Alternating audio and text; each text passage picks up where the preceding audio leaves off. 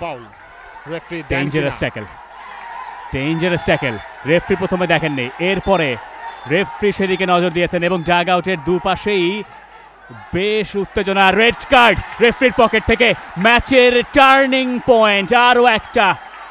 প্রথম ফাউলটা যখন হলো রেফারি সেটা গেম অন দিয়েছিলেন, অ্যাডভান্টেজ প্লেটা দিয়েছিলেন। এরপর ফয়সাল আহমেদ ফাহিম তিনি যে অহেতুক ধাক্কা মারলেন আবাহনীর ফুটবলারকে, সে কারণে referee direct marching order red card দিয়ে মাঠ থেকে বের হয়ে যেতে বলছেন ফয়সাল আহমেদ ফাহিমকে। বিগ ডিসিশন রেফারির।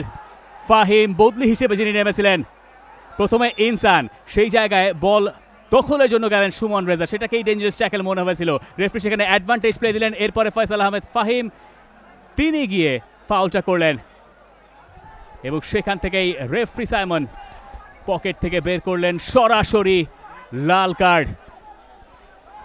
আবার একটু আমরা সেই জিনিসটা দেখে নেই, ইনসানকে রেফারি তখন গেম অন দিয়েছিলেন এবং পেছন থেকে এসে ফয়সাল আহমেদ ফাহিম যে ট্যাকেলটা করলেন, রেফারি সাইমন হাসান তিনি কার্ডটা দেখিয়েছেন।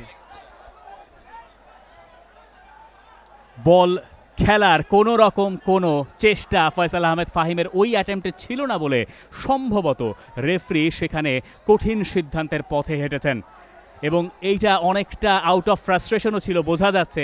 কারণ খানিকক্ষণ আগে তিনি দেখেছেন যে ইনসান একটা ট্যাকেলের শিকার হয়েছেন, যেটা রেফারি অ্যাডভান্টেজ প্লে দিয়েছেন এবং সেখান থেকে পরে গিয়ে ফাহিম রাগের বশেই বোধহয় ওই গুঁতোটা মেরে বসেছেন, যেটা থেকে কপাল পুড়ল তার এবং কপাল পুড়তে পারে বসুন্ধরা কিংসের। কোয়ালিফায়ার ওয়ানে ফেরত যান সেই ম্যাচেও 10 জনের আবাহনী লিমিটেড, যদিও তার একটা লম্বা সময় তাদের পরীক্ষাটা দিতে হয়েছিল। 120 মিনিট হিসাব করলেও বসুন্ধরা কিংসকে 10 জন নিয়ে খেলতে হবে, মাত্র 17 মিনিট। তবে অনেক কিছুই সেই ম্যাচের মতো মেলে। গোল লাইন অর্থাৎ স্কোর লাইন, কার্ডের সংখ্যা এবং দেখুন ফয়সাল আহমেদ ফাহিম তিনি এখন হয়তো আফসোস করছেন এবং ম্যানেজার ওয়াসিমুজ্জামান তাকে মাঠ থেকে বের করে নিয়ে যাচ্ছেন। ফয়সাল আহমেদ ফাহিম হয়তো এই মুহূর্তটা ভুলে যেতে চাইবেন, যে সিদ্ধান্তটা তিনি নিয়েছেন সেটার প্রায়শ্চিত্ত পেতে বেশিক্ষণ সময় লাগেনি। তবে যে 17 মিনিটের কথা আপনি বলছেন, ম্যাচের মোড়টা কিন্তু প্রথম অর্ধেই 14 মিনিটে ঘুরে গিয়েছিল, তাই বাকি 16 মিনিটে অনেক কিছুই হতে পারে পেনাল্টি শুট আউটের আগে। মানে এখন আসলে বলতেই হবে বসুন্ধরা কিংসের জন্য রফিকুদ্দিন ভুঁইয়া স্টেডিয়ামের। For more updates, subscribe to our YouTube channel and click on the bell icon.